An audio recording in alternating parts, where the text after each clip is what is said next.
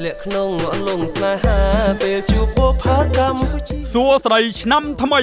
ชนำจ้าพลาโจชนำทำไมสมประสิทธิปใจสิริมงคลดอกกรมครัวซาขมายอบอชนำทำไมชนำมาสังพุทธศักราชปีปอนปรามรอย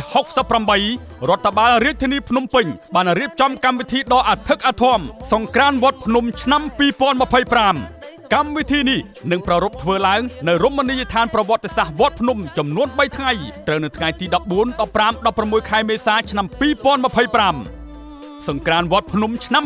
2025នេះមានកម្មវិធីសាសនាដូចជាការតាំងពលិកាពិធីស្រង់ព្រះពុទ្ធរូបកម្មវិធីកំសាន្តសប្បាយមានដូចជាការសម្ដែងទស្សនីយភាពសិល្បៈរបាំបុរាណ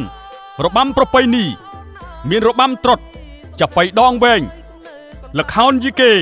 ល្ខោនមហោរីការលេងល្បែងប្រជាប្រិយដែលជាកេរដំណែលដូនតាខ្មែរយើងការរាំកំសាន្តសប្បាយគ្រប់ទម្រង់និងគ្រប់ចង្វាក់ភ្លេងយ៉ាងសប្បាយរីករាយ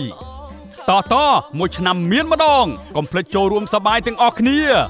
សូមលើកទឹកចិត្តដល់ចូលរួមស្លៀកសម្លៀកបំពាក់ប្រពៃណីក្នុងកម្មវិធីប្រពៃណីខ្មែរដើម្បីលើកស្ទួយដល់វប្បធម៌ជាតិយើងបន្ថែមពីនេះសង្ក្រាន្តវត្តភ្នំក៏បានភ្ជាប់ជាមួយនឹងផ្លូវថ្មើរជើង Wall Street ភ្នំពេញផងដែរពលគឺផ្លូវថ្មើរជើងនឹងបើកបន្តដល់5ថ្ងៃដោយបន្ថែម3ថ្ងៃនៅថ្ងៃបុណ្យចូលឆ្នាំខ្មែររហូតដល់បញ្ចប់បុណ្យចូលឆ្នាំថ្មីរៀបចំកម្មវិធីដោយរដ្ឋបាលរាជធានីភ្នំពេញចង់បានពុំងារមកថ្នាក់